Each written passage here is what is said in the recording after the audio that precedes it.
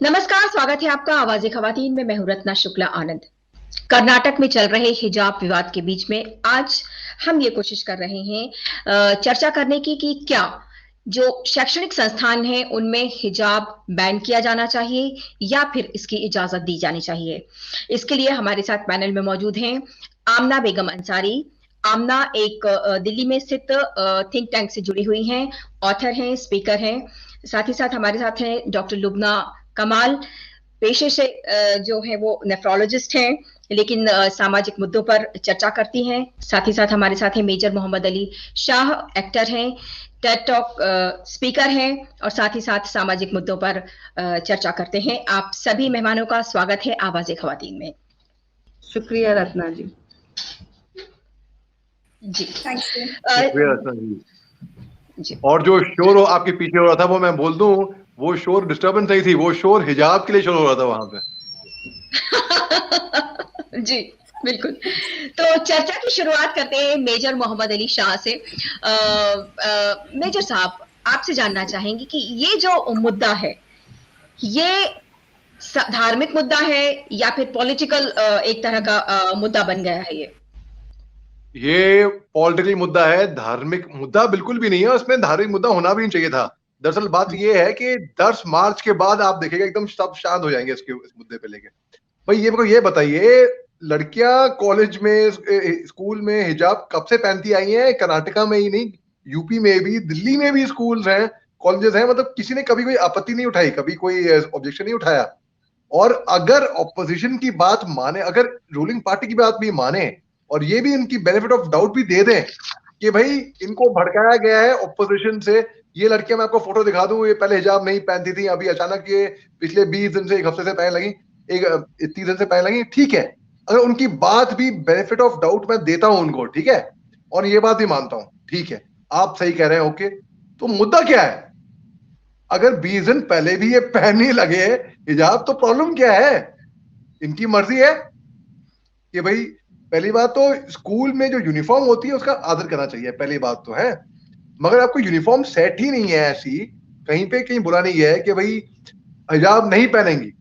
और ये जब चीजें होती है ना, ये शुरुआत में बताई जाती हैं, ये नहीं कि मिडिल ऑफ द टर्म या जब टर्म खत्म हो रहा होता है तब। इट्स लाइक हम कोई गेम खेल रहे हैं, अब हम हारने लगे गेम में। अब बच्चे कहते हैं नहीं नहीं नहीं, मैं नहीं खेल रहा, मैं नहीं खेल रहा, अरे मैं हार रहा हूं। तो वैसा नहीं करना चाहिए, स्पॉइल रोट नहीं होना चाहिए। हमको देखना चाहिए कि भाई पहले क्या नियम थे, ठीक है, ये नियम थे, उसी के थ्रू सेट करें। ये नहीं कि आप हार रहे हैं तो आप नियम बदल दें, पहली बात। दूसरी बात, कॉलेज और यूनिवर्सिटी में तो ऐसे नियम होते ही नहीं कि यूनिफॉर्म ड्रेस कोड होता ही नहीं है कोई।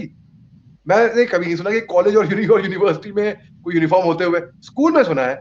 देखिए, मैं फौजी आदमी हूं, मैं फौज से आता हूं। फौज में हम ये नहीं कह सकते कि लड़की मुसलमान है तो वो हिजाब पहन के परेड में आएगी। क्यों? क्योंकि ये सेट है पहले से, क्योंकि ये पहले से सेट है, ऐसी तो कोई आपत्ति हुई नहीं कभी। अब यहाँ पे ऐसी कोई आपत्ति, कोई ऐसा सेट है ही नहीं। अब ये मुद्दा शुरू हुआ था, 6 लड़कियां कॉलेज में नहीं आ पाई थी क्योंकि इनको एंट्री नहीं मिली थी, क्योंकि ये हिजाब पहन के आई थी। मुद्दा शुरू हुआ था वहां से, छोटा सा मुद्दा था कहने के लिए। अब इतनी आग पकड़ गए, अब तो हम इस पे ये बहस कर रहे हैं कि भाई हिजाब बैन होना चाहिए कि नहीं होना चाहिए। भाई एक इटालियन मिनिस्टर है, मंत्री, उन्हें ये बोला है कि भाई मैं हिजाब के खिलाफ कैसे कह सकता हूं जब मदर मैरी हमेशा दिखती हैं सिर ढके हुए। अब देखिए, फीफा जो है, football association, international basketball association, इन्होंने तो परमिट किया है लड़कियों को हिजाब पहन के खेलने के लिए। भाई जर्मन बॉक्सर है लेबनीन ओरिजिन की, वो हिजाब पहन के बॉक्सिंग करती हैं। भाई जो जो लक्ष्मी मित्तल की जो वाइफ है सुधा, तो ये बल्कि अच्छा, उनकी उनकी उनके बाद में आते हैं। सुधा मूर्ति की बात कर लेते हैं, चलिए। सुधा मूर्ति गई थी लंदन हीथ्रो एयरपोर्ट, शलवार कमीज पहन गई, तो वो बिजनेस क्लास की लाइन में खड़ी हुई थी। तो एयरपोर्ट अथॉरिटी आए उनके पास, उन्होंने बोला कि मैडम ये आपकी लाइन नहीं है, आपको उस लाइन में खड़ा होना पड़ेगा। क्यों? क्योंकि ये बिजनेस क्लास लाइन है। हाँ, मैं बिजनेस क्लास से सफर कर रही हूँ। उन्होंने उनका पहनावा देखा और उन्होंने बोला अरे नहीं नहीं नहीं, अरे फिर माफी मांगनी पड़ी उनको। तो अगर औरतों की पहनावे से, अगर वो शलवार कमीज पहन गई तो मतलब बहन जी हो गई, अगर जीन्स पहन लिया, मिनी स्कर्ट पहनी तो बड़ी मॉडर्न हो गई। ये किसने कह दिया भाई? अरे किसने कह दिया? ये हमारी रिग्रेसिवनेस और प्रोग्रेसिवनेस दिमाग में होता है, हमारी सोच में होता है, पहनावे में नहीं होता। और अक्सर लोग ऐसा अब बोलने लगे, अब ये बात बहस इस पे आ गई है, टीवी चैनल्स पे मुद्दों पे हमने बातें करी है कि अब ये प्रोग्रेसिव है कि रिग्रेसिव है।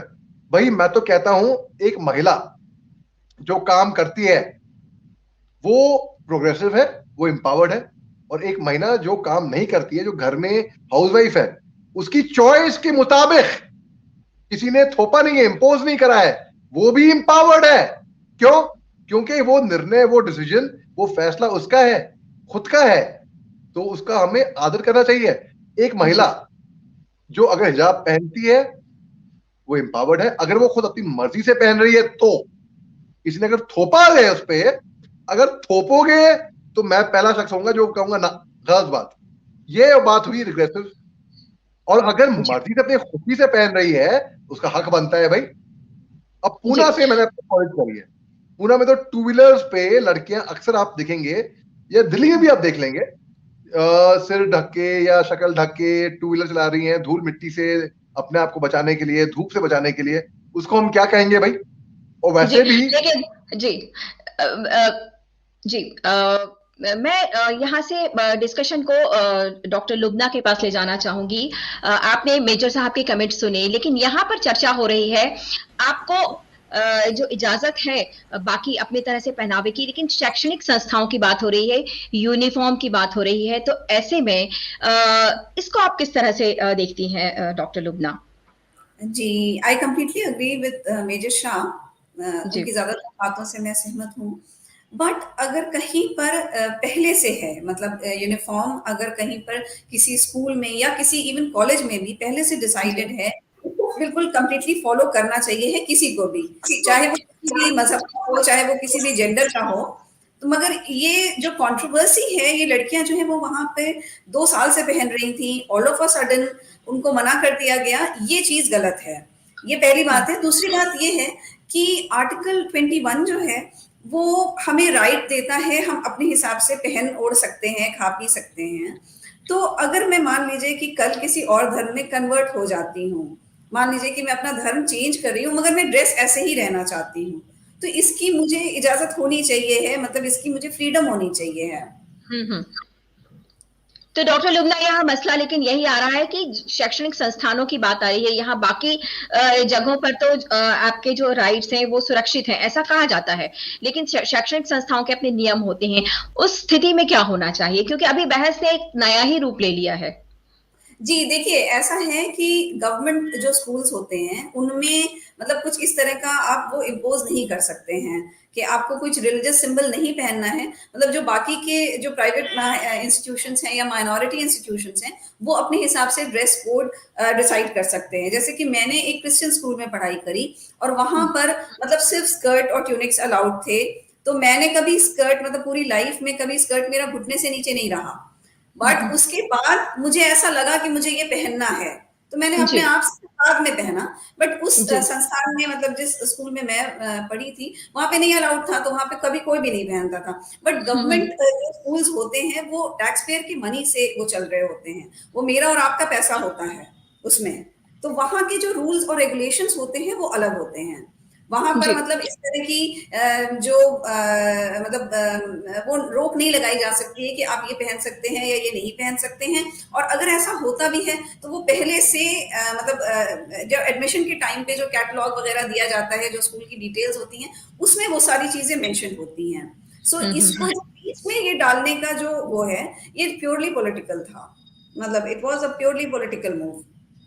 जी आमना, आपके पास आना चाहेंगे। अगर इस मुद्दे के दो पहलू देखा जाए, देखें तो लीगल कॉन्स्टिट्यूशनल जो पहलू आता है उसमें कहा जाता है कि आपके फंडामेंटल राइट्स जो हैं यहाँ पर उनका हनन किया जा रहा है। यदि दूसरा कल्चरल अगर हम देखें तो उसमें कहा जाता है कि ये इसेंशियल प्रैक्टिसेस हैं और इसको हमें फॉलो करना है। तो हम ये जानना चाहते हैं कि क्या ये इस्लाम के जो 5 पिलर्स कहलाते हैं, क्या ये उसमें शामिल है? नहीं, बिल्कुल नहीं शामिल है। एंड इसके काफ़ी मैंने काफ़ी रिसर्च किया है, क्योंकि अभी मैं इस पे बोलती आई हूँ, काफ़ी न्यूज़ चैनल पे भी गई हूँ। तो आप वहीदुद्दीन खान का जो इंटरप्रिटेशन है वो मैं आपको पढ़ के सुना सकती हूँ, जिसमें उन्होंने बोला है कि it is a cultural attire not a Islamic attire. Second, Saudi के एक बहुत बड़े मौलवी हैं गामदी जी करके, उन्होंने बोला है, अभी उनका स्टेटमेंट है, आप ढूंढेंगे तो मिल जाएगा, कि there is nothing prescribe like a hijab, कुछ मैंडेटरी नहीं है इस्लाम के अंदर। जो सऊदी के प्रिंस है उनका स्टेटमेंट आया है कि अब सऊदी के अंदर रूल भी चेंज हो गया है, and women can want to wear head scarf और अबाया और डोंट वांट टू, ये उनके ऊपर है। जिस तरह से एक मर्द अपना लिबास तय कर सकता है कि क्या मॉडेस्ट लिबास है, वैसे ही एक लड़की अपना मॉडेस्ट लिबास तय कर सकती है। ये प्रिंस का स्टेटमेंट है। तो ये इसेंशियल पार्ट नहीं है, बिल्कुल नहीं है। जिस तरह से सिखों का टर्बन इसेंशियल है, वैसे ये इसेंशियल नहीं है। किसी को लगता है कि अगर मॉडेस्ट ड्रेस का ये यही है तो वो ये पहन सकता है, लेकिन देखिए एक बहुत सारी बातें होती है इसमें। द प्रिंट का जो आर्टिकल आया है इस पूरे मुद्दे के ऊपर, उन्होंने साफ साफ बताया है कि ये जो लड़कियां हैं, पहली बात वहां पे 92 लड़कियां हैं मुस्लिम जो कि बिना हिजाब और उसके जाती है, उनको कोई प्रॉब्लम नहीं है। ये 6 लड़कियां थी जिनको प्रॉब्लम थी, इनसे बात हुई। इसके पीछे एक पीएफआई का जो स्टूडेंट ऑर्गेनाइजेशन है, उनके इनसे कनेक्शन है। तो ये लड़कियां जब स्कूल में जाया करती थी तो इनको ये छूट दे दी थी स्कूल प्रशासन ने कि आप स्कूल के प्रीमाइसेस तक आइए और आप एक रूम के अंदर अपना हिजाब बदल करके जब क्लास में आएंगे तो क्लासरूम के अंदर आप सब बच्चे एक जैसे दिखने चाहिए। कर्नाटका गवर्नमेंट का 1983 का बना हुआ ड्राफ्ट है जो आप पढ़ सकते हैं कि स्कूल के रूल रेगुलेशन क्या होंगे। उस रूल रेगुलेशन के अंदर प्रॉपर लिखा हुआ है कि यू कैन वियर स्कार्फ, और वो स्कार्फ आपके स्कूल ड्रेस से मिलता हुआ होना चाहिए। इसके ऊपर कुछ नहीं लिखा हुआ था, तो भी लड़कियों को आने दिया गया कॉलेज के प्रीमाइसेस में। ये बोल दिया गया कि चलो तुम क्लास में मत आओ, बट ये जिद उनकी ज्यादा बढ़ गई कि हम क्लास में भी ऐसे बैठेंगे। फिर उसके बाद उसका रिएक्शन भी हम देखने लग गए और वो धीरे धीरे और पॉलिटिसाइज हो गया। उधर की साइड को भी चाहिए होता है, यू नो, जब पॉलिटिक्स होता है तो एक साइड ही क्यों, एक साइड जिद करता है, दूसरे साइड को भी दिखता है कि हम कितना इसको खेल सकते हैं। तो वो स्टार्ट हो गया। इसमें 2-4 चीजें जो हमें ध्यान में रखनी पड़ेगी। आप देखिए 2016 के अंदर एक जुबैर नाम के शख्स थे जो एयरफोर्स में थे। उन्होंने इसी तरह से एक पिटिशन लगाई थी कि वो अपनी दाढ़ी बढ़ा के रखना चाहते हैं एयरफोर्स में, और इस पे केस चला था। लेकिन बोला गया कि ये एसेंशियल पार्ट नहीं है इस्लाम का। बहुत से लोगों को लगता है कि दाढ़ी बढ़ानी चाहिए, जैसे बहुत सारी लड़कियों को लगता है कि हिजाब या अबाया पहनना चाहिए। पर क्या जो लड़की नहीं पहनती है वो मुस्लिम नहीं है? वो मुस्लिम है, क्योंकि ये एसेंशियल पार्ट नहीं है। तो उनके ऊपर सुप्रीम कोर्ट का आया था फैसला कि नहीं, आप संस्था के जो रूल रेगुलेशन है उसके ऊपर अपने पर्सनल उसको बता करके, अगर वो एसेंशियल पार्ट नहीं है तो ओवर रूल नहीं कर सकते, इसलिए उनको अलाउ नहीं किया गया। तो सेम तरीके से हमें समझना पड़ेगा कि देखिए हिंदुस्तान बिल्कुल आजाद है, जिसको जो पहनना है पहने। जिसे अबाया पहनना है और जिसे बुर्का पहनना है, जिसे जीन्स पहनना है, जिसे मिनी स्कर्ट पहनना है, इस तरह का कोई रूल पब्लिक स्पेस में ना आया है ना आएगा। यहाँ पे वो स्कूल्स भी हैं जहाँ स्कर्ट पहनाए जाते हैं, यहाँ वो स्कूल भी है जहाँ पे बुर्के पहनाए जाते हैं। तो आप खुद वो स्कूल चूज कीजिए अगर आपको ड्रेस को लेके इतनी प्रेफरेंसेस है। लेकिन जहाँ पे ऑलरेडी ड्रेस कोड डिसाइड है, वहां जाके अगर आप डिमांड करेंगे कि मेरा राइट टू रिलीजन है कि आप अपने रूल को चेंज करके भी मुझे ये फॉलो करने दीजिए, तो ये गलत बात है, ये बिल्कुल सही बात नहीं है। क्योंकि हम इंडिया में रहते हैं जहां बहुत लोग रहते हैं, 8 मेजर फेथ यहाँ पे रहते हैं, और हमें रूल रेगुलेशन अगर हम नहीं लाते हैं तो सब अपनी मर्जी चलाने लगते हैं ना, फिर वो क्योस हो जाएगा। इसलिए संस्थाओं को आजादी दी गई है। तो प्लीज 1983 का जो कर्नाटका का रूल है वो पढ़िए और वो आप फॉलो कीजिए। और अगर आपको वो रूल नहीं फॉलो करने हैं तो ऐसे स्कूल्स में आप जाइए जहां पे आपको हिजाब लगा के पढ़ने दिया जाए। वो स्कूल भी हिंदुस्तान के अंदर है।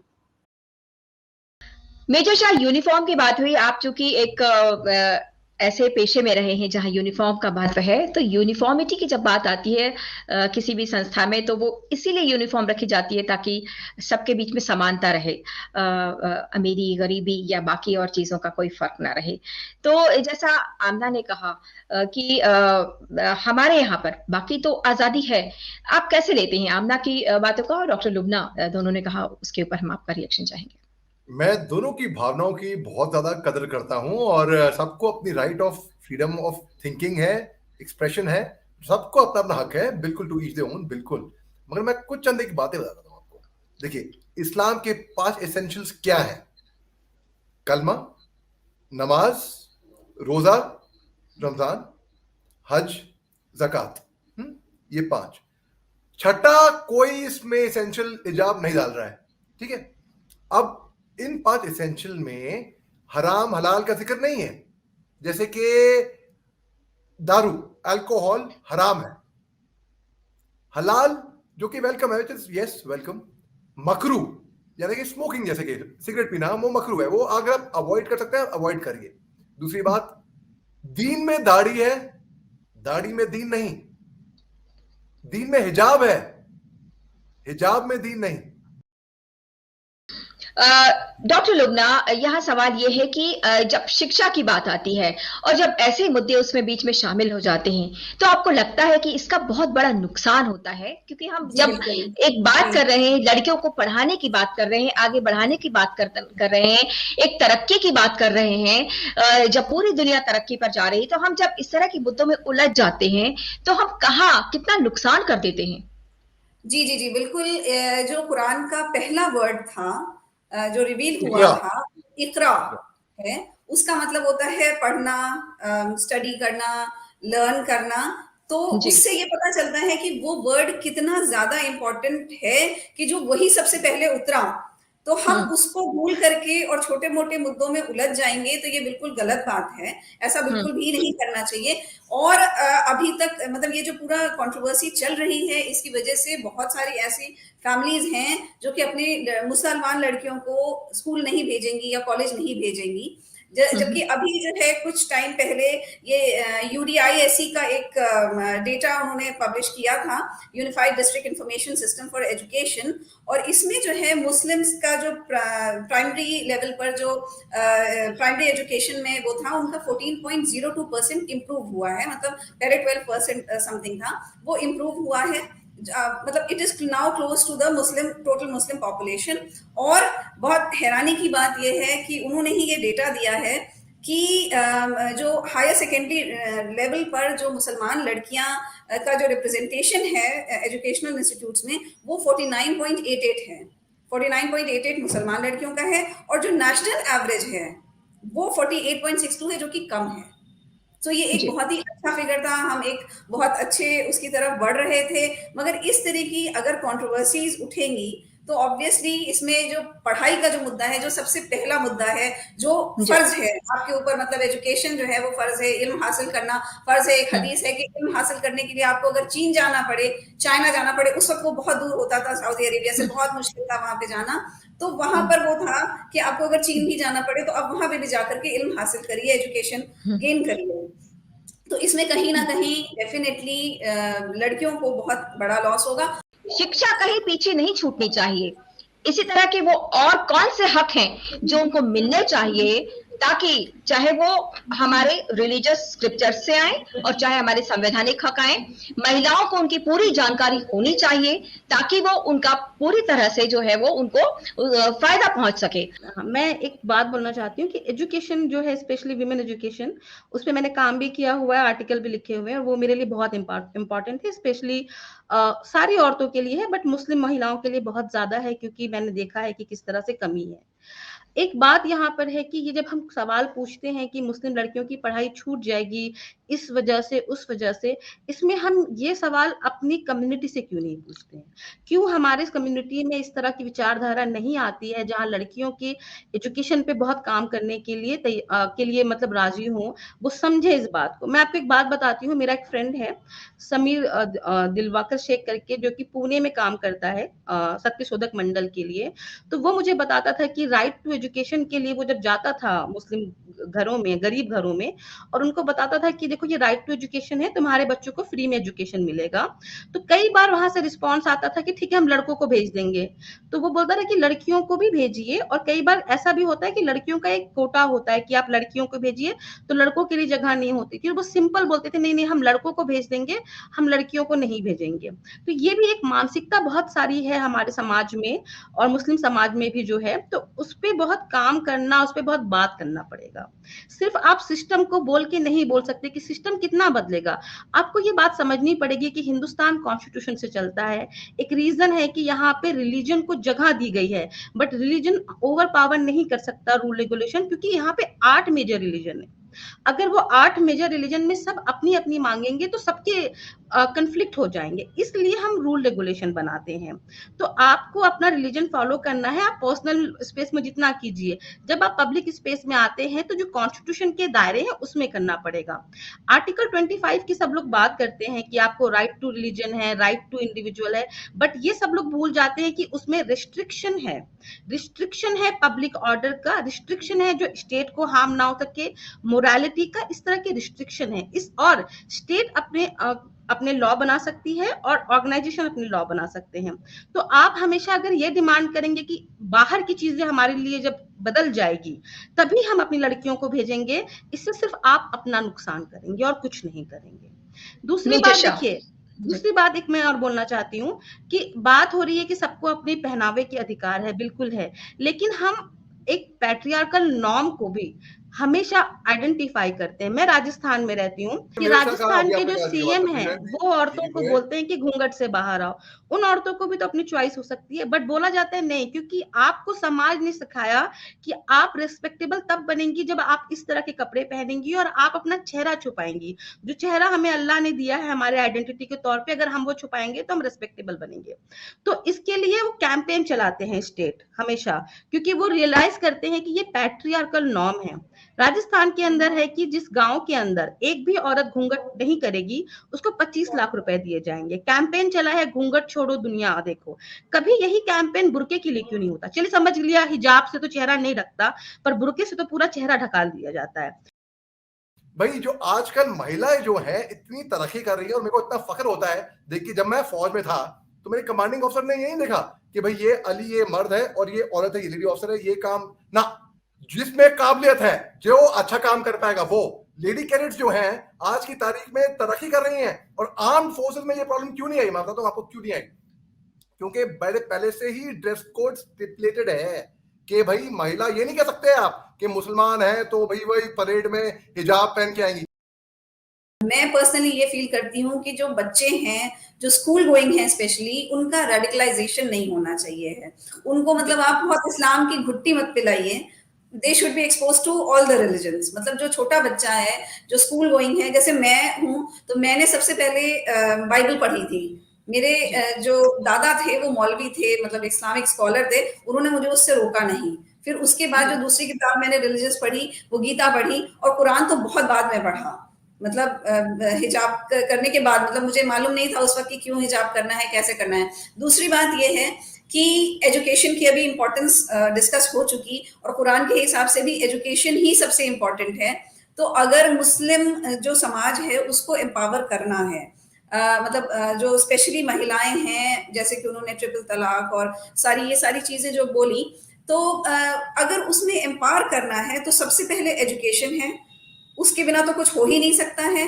जो दूसरी चीज है वो ये है कि हमको अपने मुद्दों को पॉलिटिशियंस से और जो क्लेरिक्स हैं, इल इन्फॉर्म जो क्लेरिक्स हैं, उनसे बचाना होगा, क्योंकि वो हाईजैक करके अपनी राजनीति कर लेते हैं और हमारे मुद्दे जो है वो पीछे रह जाते हैं। तो वी शुड फोकस, मतलब हमें फोकस जो करना होगा वो रिसर्चर्स और स्कॉलर्स पे करना होगा, कि जो मतलब मौलाना है बस, या जो इमाम हो गया वो बिल्कुल सही कह रहा है, ऐसा कुछ नहीं है।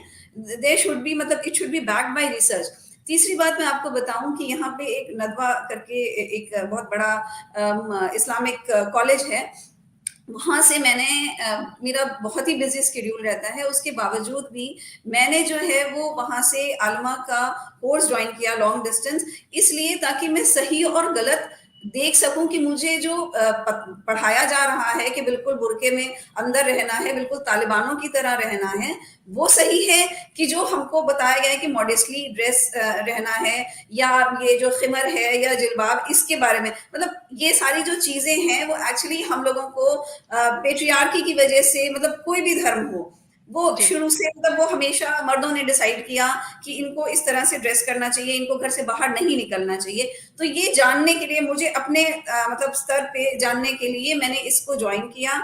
जी, बिल्कुल। आपने बहुत अच्छी बातें कही। आपने समावेशी शिक्षा की बात कही।